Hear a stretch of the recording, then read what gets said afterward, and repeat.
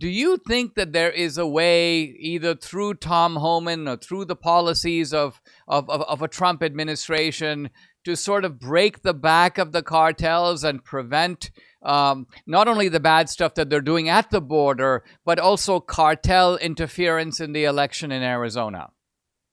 Well, let me make it very clear. They want the border manned, but they want the border manned with the cartel manning and controlling it. And I believe the cartels have operational control of our border.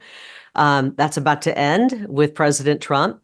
And they care very much about who's elected into powerful roles in Arizona, because Arizona is really the gateway for all of the cartel activity. Obviously, we have Texas and we have New Mexico, but Arizona has the setup and is the gateway for fentanyl and drugs pouring in. With our interstate system, it's a perfect state for them to pour in their people. They've got a lot of people that I believe that they control in public office here. And they get the nod, and they bring their drugs in, and they do human smuggling and child trafficking right through Arizona. It's horrible what's happening in our state. And that's one of the reasons they had to stop me at any cost, at all costs, when I ran for governor, because I vowed that we were going to shut that operation down on day one. We were going to do it ourselves as a state.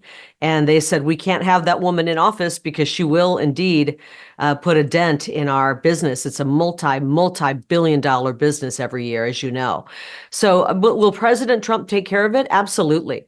I know that President Trump will secure our border. I believe that he will help to topple the cartels, and I believe he'll work with Mexico to do that. It would be in Mexico's best interest to work with the president in order to do that. We want a thriving America. I hope to see Mexico thriving as well, but I want Mexico to be thriving with legitimate business, and we cannot allow a country to sit by idly and watch as cartels and these narco terrorists pump in millions of dollars in hundreds of millions of dollars in dangerous, deadly drugs like fentanyl, the most dangerous drug we've ever seen in our country, bringing it into Arizona, and it's killing about 100,000 people a year. Can you imagine, Dinesh, if America was exporting a product into Mexico or Canada that was killing 100,000 Canadian citizens or Mexican citizens every year, how that would be received? And so it's going to be and require President Trump to come down hard on the cartels.